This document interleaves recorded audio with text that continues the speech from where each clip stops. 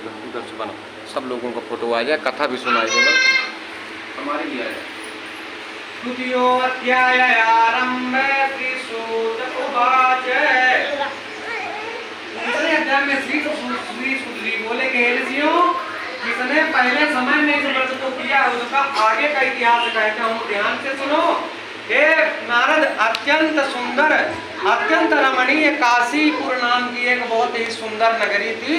और उसमें एक अत्यंत गरीब निर्धन, हमारे जैसा एक अत्यंत निर्धन गरीब ब्राह्मण निवास करता था। और वह अत्यंत निर्धन था, बहुत ही गरीब था और वह भूख और प्यास से बेचैन होकर के नित्य इस पृथ्वी पर भ्रमण किया करता था, रमण किया करता था। और ब्राह्मणों से प्रेम करने वाले भगवान विष्णु जब उस गरीब ब्राह्मण को देखे कि ये भूख और प्यास से बेचैन होकर के हर रोज पृथ्वी पर भ्रमण करता है, भगवान से रहा नहीं गया और भगवान एक वृद्ध ब्राह्मण का वेश धारण करके उस निर्धन गरीब ब्राह्मण के सम्मुख जा करके कहने लगे कि हे भ्राता, हे विप्र ब्राह्मण, आप इस धरती पर नित्य मारे मारे क्यों भटकते रहते हो? मुझसे कहो, मैं सुनना चाहता हूँ। गरीब ब्राह्मण रोने लगा और अत्यंत दुखी होकर के, द्रवित होकर के रोने लगा, कहने लगा कि हे ब्राह्मण श्रेष्ठ, मैं अत्यंत गरीब निर्धन ब्राह्मण हूँ,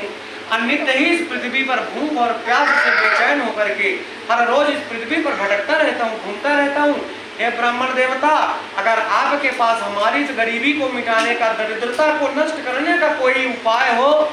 तो कृपा करके मुझसे कहो। ब्राह्मण की बात सुन करके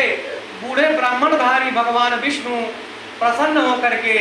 कहने लगे कि हे ब्राह्मण, आप सत्यनारायण भगवान का उत्तम और दुर्लभ व्रत को करो, जिसको करने मात्र से तुम्हारी समस्त मनोकामनाएं पूर्ण होगी और समस्त दरिद्रता को नष्ट करके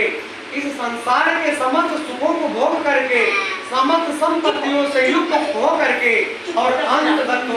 अंत में मोक्ष धाम वैकुंठ को प्राप्त करोगे, इसमें कोई किंचित मात्र संशय नहीं है। इस प्रकार से ब्राह्मण को सारा व्रत का विधान बता करके, समस्त सामग्रियों को बता करके, खुद दूर जा करके भगवान सत्यनारायण बूढ़े ब्राह्मण वेशधारी भगवान कुछ दूर जाकर के अंतर ध्यान हो गए। इस प्रकार से वह गरीब ब्राह्मण अपने घर को प्रस्थान किया और उसे रात्रि भर उसे नींद नहीं आई और प्रातः काल उठ करके